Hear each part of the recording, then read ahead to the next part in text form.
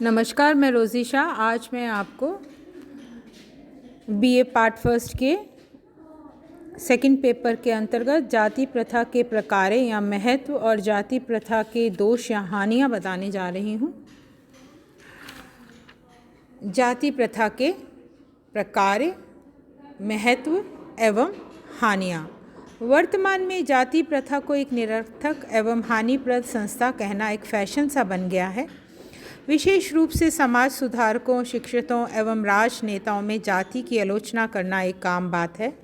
वर्तमान में जाति का स्वरूप विघटित हो रहा है, किंतु प्राचीन काल में जाति ने व्यक्ति, समाज और राष्ट्र के लिए महत्वपूर्ण कार्य किए हैं। हटन ने, दोबारा नाम रिपीट कर रही हूँ, J.H. हटन, उनकी पुस्तक है कास्ट इन इंडिया। हटन ने जाति द्वारा किए जाने वाले कार्यों को 3 भागों में विभक्त किया है। व्यक्तिगत जीवन से संबंधित कार्य, दूसरा जातीय समुदाय के लिए कार्य और तीसरा समाज और संपूर्ण राष्ट्र के लिए कार्य। तो सबसे पहले जानिए,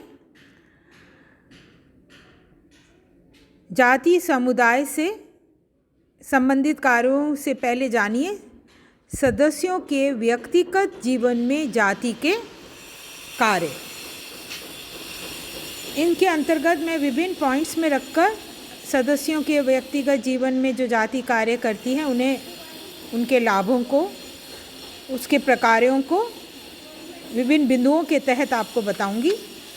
सबसे पहले सामाजिक स्थिति का निर्धारण। जाति के आधार पर ही व्यक्ति की समाज में स्थिति निर्धारित होती है, जिससे संपत्ति, निर्धनता, असफलता, व्यक्तिगत गुण दोष के आधार पर इसे बदला नहीं जा सकता। ये सामाजिक स्थिति तब तक बनी रहती है जब तक कि वह जाति के नियमों का उल्लंघन ना करे। दूसरा प्रकार है या महत्व, सदस्यों के व्यक्तिगत जीवन में जाति का मानसिक सुरक्षा। जाति प्रत्येक व्यक्ति का पद और कार्य जन्म से ही निश्चित कर देती है। प्रत्येक व्यक्ति ये जानता है कि उसे किस समूह में विवाह करना है, किस प्रकार के सामाजिक, धार्मिक, राजनीतिक कार्यों में भाग लेना है, और ये सब पूर्व निर्धारित होने से व्यक्ति को मानसिक संतोष एवं सुरक्षा प्राप्त होती है, और ये जाति का एक बहुत बड़ा प्रकार है। व्यवसाय का निर्धारण। प्रत्येक जाति का एक परंपरागत व्यवसाय है, पेशा होता है। इसीलिए व्यक्ति के सामने व्यवसाय को, पेशे को चुनने की समस्या ही नहीं आती है, और ना ही व्यावसायिक प्रतिस्पर्धा ही फिर पाई जाती है। वैवाहिक समूह का निर्धारण। जाति ही ये तय करती है कि व्यक्ति अपना जीवन साथी किस समूह में चुनेगा। इस संदर्भ में व्यक्ति को जातीय नियमों का पालन करना होता है। सामाजिक सुरक्षा। प्रत्येक जाति की एक जाति पंचायत होती है, जाति संगठन होता है। व्यक्ति पर किसी प्रकार का जब संकट आता है या बीमारी, बुढ़ापा, दुर्घटना के समय जो जाति के अन्य सदस्य हैं वे उस व्यक्ति की सहायता करते हैं। व्यवहारों पर नियंत्रण। प्रत्येक जाति के अपने कुछ प्रतिबंध होते हैं, नियम होते हैं, जिनके द्वारा व्यक्ति के व्यवहारों को नियंत्रित किया जाता है। जातीय नियमों का उल्लंघन करने वालों को जाति से बहिष्कृत कर दिया जाता है।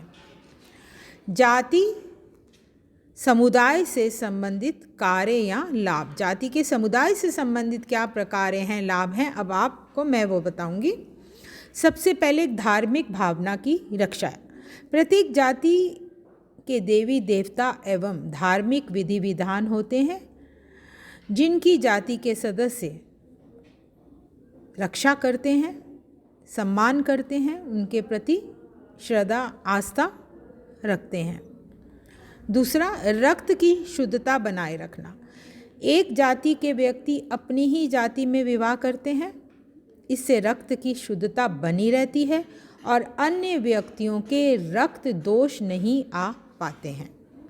सामाजिक स्थिति का निर्धारण। प्रत्येक जाति अपने समुदाय के लिए जाति संस्तरण में निश्चित सामाजिक स्थिति को निर्धारित करती है। इस संबंध में मजूमदार एवं मदान लिखते हैं कि सामाजिक प्रयत्न और आंदोलन के लिए एक सामान्य संगठन के निर्माण द्वारा स्वयं की जाति व्यक्ति के लिए गतिशीलता के अवसर बढ़ाती है। इस प्रकार कायस्थ, जो अब उत्तर भारत में ब्राह्मणों के बाद ही समझे जाते हैं, 18वीं शताब्दी में केवल एक परिष्कृत शूद्र जाति थी। संस्कृति की रक्षा। हटन कहते हैं कि प्रत्येक जाति की अपनी एक सामान्य संस्कृति होती है जिसके अंतर्गत उस जाति विशेष का ज्ञान, व्यवहार, कार्य कुशलता आदि आते हैं। ये सब जाति में एक पीढ़ी से दूसरी पीढ़ी में हस्तांतरित होते रहते हैं। वयस्क सदस्य अपने नए सदस्यों को जो जन्म लेते हैं ये सब सिखा देते हैं। इस प्रकार प्रत्येक जाति अपनी संस्कृति की स्थिरता को बनाए रखती है। जातीय एकता को प्रोत्साहन। जाति अपने सदस्यों को एकता के सूत्र में बांधती है। ज़रूरत के समय जाति के सदस्य एक दूसरे की सहायता करते हैं और जाति के सदस्यों की भलाई के लिए छात्रावास, हॉस्पिटल्स, धर्मशालाएं, स्कूल्स आदि का निर्माण किया जाता है। संपूर्ण समाज या राष्ट्र के लिए जाति के जो प्रकारें हैं, जो लाभ हैं, जाति प्रथा ने संपूर्ण समाज और राष्ट्र के लिए भी बहुत से महत्वपूर्ण कार्य किए हैं। हटन कहते हैं कि जाति द्वारा व्यक्ति एवं जातीय समुदाय के लिए किए जाने वाले कार्य तो अन्य समितियों द्वारा भी किए जा सकते हैं, किंतु जाति द्वारा जो संपूर्ण समाज व राष्ट्र के लिए कार्य किए जाते हैं वह किसी अन्य समिति अथवा संस्था द्वारा नहीं किए जाते हैं। और हटन के अनुसार वह कार्य इस प्रकार है: समाज के विकास और रक्षा में सहायक। जाति व्यवस्था ने हिंदू समाज की रक्षा की है और सदस्यों को एकता के सूत्र में बांधने का कार्य किया है। फर्नीवाल के अनुसार जाति प्रथा के कारण भारत में एक बहु समाज स्थिर रह पाया है। जाति व्यवस्था ने समाज को एक ऐसी व्यवस्था प्रदान की है जिसे कोई भी समुदाय, चाहे वह प्रजातीय हो, सामुदायिक हो, सामाजिक हो, व्यावसायिक हो, धार्मिक हो, अपनी विशिष्ट प्रकृति और पृथक सत्ता को बनाए रखते हुए भी अपने को समग्र समाज के एक सहयोगी अंग के रूप में उपयुक्त बना सकता है। जैसा कि आप जानते हैं, समय समय पर भारत में बाहर से आक्रमणकारी आते रहे, और उनसे सारे समाज की रक्षा का कार्य जाति ने किया और हम समूह समाज के ही अंग बनकर रह गए। हटन लिखते हैं कि जाति प्रथा का सबसे महत्वपूर्ण कार्य तो उसे एक अद्वितीय संस्था बना देता है, और वह ये है कि जाति प्रथा का सबसे महत्वपूर्ण कार्य जो उसे अद्वितीय संस्था बनाता है वह ये है कि भारतीय समाज को अखंड बनाती है और विभिन्न प्रतिद्वंदी समूहों को एक समुदाय में जोड़ती है। विद्वान जोड़ के अनुसार जाति प्रथा अपने सर्वश्रेष्ठ रूप में इस विशाल देश में निवास करने वाले विभिन्न विचार, विभिन्न धार्मिक विश्वास, रीति रिवाज, परंपराएं रखने वाले विविध वर्गों को एक सूत्र में पिरोने का सफलतम प्रयास था। राजनीतिक स्थिरता। किसी भी देश में जब बाह्य आक्रमणकारियों का शासन स्थापित होता है तो राजनीतिक सांस्कृतिक परिवर्तन आते हैं, किंतु भारत इसका अपवाद है। यहाँ समय समय पर आक्रमणकारी आते रहे, लेकिन जाति ने इन आक्रमणकारियों से भारत की राजनीतिक सांस्कृतिक रक्षा की है। अबे डुबाई लिखते हैं कि मैं हिंदुओं की जाति प्रथा को उनके अधिनियम का सबसे अधिक सुखमय प्रयास समझता हूँ। मुझे इस बात का पूरा विश्वास है कि यदि भारत की जनता उस समय भी बर्बरता के पंख में नहीं डूबी जबकि सारा यूरोप डूबा हुआ था, और यदि भारत ने सदा अपना सिर ऊंचा रखा, विविध विद्वानों, कलाओं तथा सभ्यता का संरक्षण और विकास किया, तो इसका पूर्ण श्रेय उसकी उस जाति प्रथा को है जिसके लिए वह बहुत प्रसिद्ध है। आज भी जाति की राजनीतिक भूमिका बहुत महत्वपूर्ण है। श्रम विभाजन। जाति व्यवस्था के अंतर्गत विभिन्न जातियों के बीच कार्य विभाजन किया गया। उनमें दक्षता, विशिष्टीकरण पनपा। पूर्व जन्म एवं कर्म की धारणा के कारण जाति के कार्यों की पुष्टि की गई। व्यक्ति ये सोचता है कि इस जन्म में जो जाति और व्यवसाय मुझे मिला है वह मेरे पिछले जन्मों का कर्मों का फल है।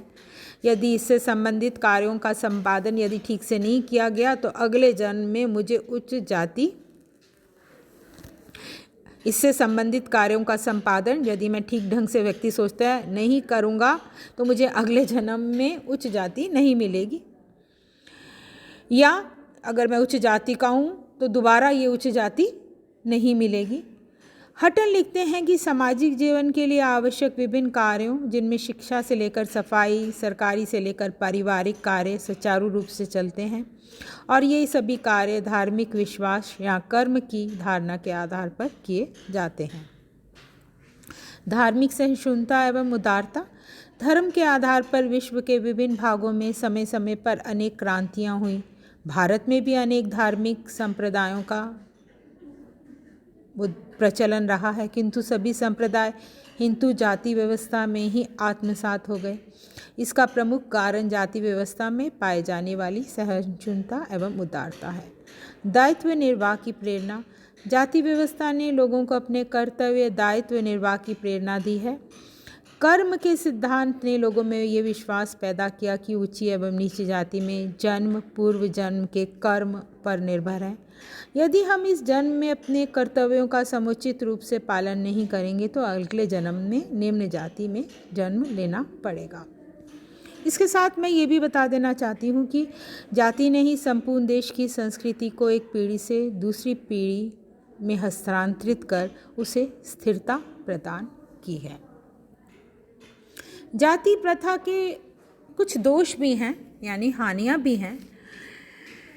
रिजले का मत है कि जाति एक निम्न स्तर का संगठन है जो विकास के मार्ग में बाधक है। डॉक्टर राधाकृष्णन का मत है कि दुर्भाग्यवश वही जाति प्रथा जिसे सामाजिक संगठन को नष्ट करने से रक्षा करने के साधन के रूप में विकसित किया गया था, आज उसी की उन्नति में बाधक बन रही है। ऐसा डॉक्टर राधाकृष्णन का मत था।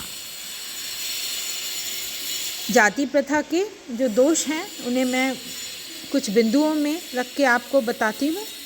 श्रमिक की गतिशीलता में बाधक। प्रत्येक जाति का एक परंपरागत व्यवसाय होता है, जैसा कि मैं कई बार बता चुकी हूँ। व्यक्ति को जाति से बाहर के व्यवसायों को चुनने की आज्ञा नहीं होती।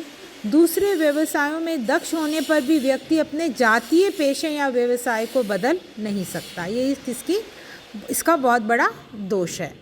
श्रमिक की कुशलता में बाधक। जाति प्रथा में खानपान संबंधी अनेक निषेध हैं जिनका कुप्रभाव लोगों की शारीरिक मानसिक क्षमता पर पड़ता है। इसके अतिरिक्त जाति अंतर्विवाह के कारण कई बार वंशानुक्रमण में अनेक दोष उत्पन्न हो जाते हैं। इससे भी लोगों के स्वास्थ्य पर बुरा प्रभाव पड़ता है। आर्थिक विकास में बाधक। जाति प्रथा के कारण उद्योगों में श्रम विभाजन उचित रूप से लागू नहीं हो पाता। उच्च जातियों के लोग कारखानों में निम्न व्यवसाय नहीं करना चाहते। वे जातीय आधार पर विरोधी गुट बनाते हैं। जातिवाद के कारण योग्य व्यक्तियों को आगे बढ़ने का अवसर नहीं मिलता और अयोग्य व्यक्ति उच्च पदों पर पहुंच जाते हैं। ये सब स्थितियां देश के आर्थिक विकास में बाधक हैं। राष्ट्रीय एकता में बाधक। जाति व्यवस्था के अंतर्गत संपूर्ण समाज छोटे छोटे भागों में बटा होता है। प्रत्येक जाति राष्ट्रीय हितों के स्थान पर जातीय हितों को महत्व देने लगती है। जाति प्रथा ने समाज में ऊंच नीच की भावना पैदा की है, छुआछूत को उत्पन्न किया है और विभिन्न जातियों के लोगों को परस्पर मिलने नहीं दिया है। इस कारण लोगों में राष्ट्रीय एवं हम की भावना का विकास नहीं हो पाया है। जातिवाद की भावना ने राष्ट्रीय एकीकरण में बाधा उत्पन्न की है, ऐसा मैं कहना चाह रही हूँ। प्रजातंत्र विरोधी। जाति प्रथा प्रजातंत्र विरोधी है, इसलिए हमारे प्रजातंत्र के लिए उपयुक्त नहीं है। प्रजातंत्र का प्रथम सिद्धांत है स्वतंत्रता। इसमें व्यक्ति को व्यवसाय, धर्म, खान पान, विवाह से संबंधित स्वतंत्रताएं होती हैं, जबकि जाति इन स्वतंत्रताओं पर प्रतिबंध लगाती है। जाति ये तय करती है कि हम किसके साथ विवाह करेंगे, कौन सा पेशा अपनाएंगे, क्या खाएंगे। इस आधार पर जाति व प्रजातंत्र एक दूसरे के विरोधी हैं। प्रजातंत्र का दूसरा सिद्धांत है समानता। इसमें जाति, रंग, लिंग तथा जन्म के आधार पर लोगों में कोई भेदभाव या मतभेद नहीं किया जाता। सभी को समान अधिकार प्राप्त होते हैं, जबकि जाति जन्म से ही असमानता और भेदभाव की पोषक रही है।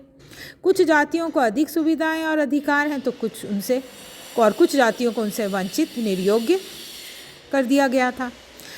प्रजातंत्र भाईचारे में विश्वास करता है, जबकि जाति भाईचारे में विश्वास नहीं करती।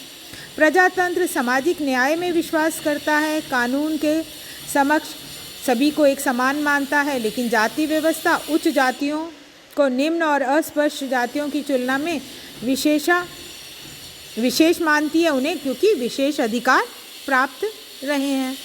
प्रजातंत्र समाज में एकता पैदा करता है, जबकि जाति समाज को छोटे छोटे टुकड़ों में विघटित करती है। जाति के आधार पर वोटों की राजनीति ने प्रजातंत्र में योग्य व्यक्तियों के चुनाव में भी बाधा उत्पन्न की है, इसलिए ये प्रजातंत्र के लिए उपयुक्त नहीं है। निम्न जातियों का शोषण।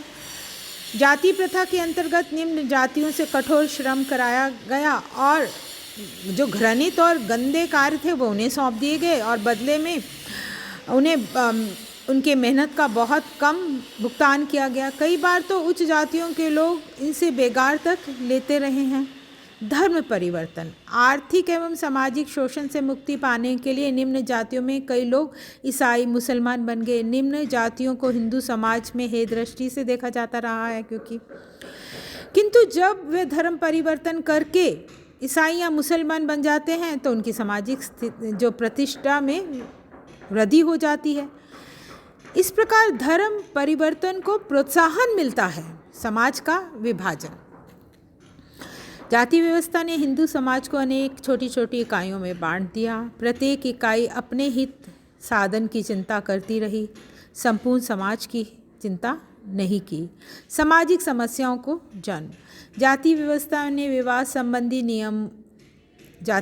के जो विवाह संबंधी नियम हैं उन्होंने समाज में बाल विवाह, विधवा विवाह निषेध, बेमेल विवाह, कुलीन विवाह, दहेज आदि समस्याओं को जन्म दिया है। अस्पृश्यता।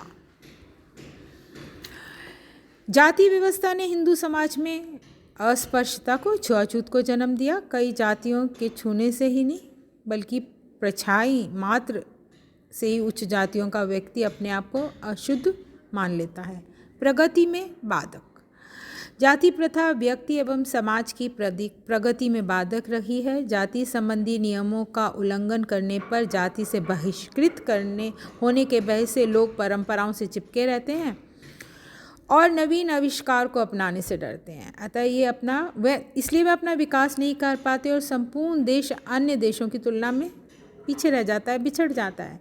जाति व्यवस्था ने लोगों को भाग्यवादी बनाने में भी योग दिया है। स्त्रियों की गिरी हुई दशा। स्त्रियों की समाज में निम्न प्रतिष्ठा, गिरी हुई दशा के लिए जाति प्रथा उत्तरदायी है। बाल विवाह के प्रचलन, विधवा विवाह के अभाव, स्त्रियों को शिक्षा एवं अनेक अधिकारों से वंचित कर दिए जाने के कारण स्त्रियों की समाज में दशा जो है वो गिरती गई है। जाति व्यवस्था के अनेक दोष रहे हैं। कल मैं आपको जाति व्यवस्था में परिवर्तन लाने वाले कारक कौन से हैं, यानी जाति व्यवस्था में जो परिवर्तन है वह किन कारकों या कारणों से आया है उसके बारे में बताऊंगी। और उसके पश्चात में जाति व्यवस्था में वर्तमान परिवर्तन कौन से हैं उनकी चर्चा करूंगी और ये भी बताऊंगी कि क्या जाति वर्ग में परिवर्तित हो रही है। धन्यवाद।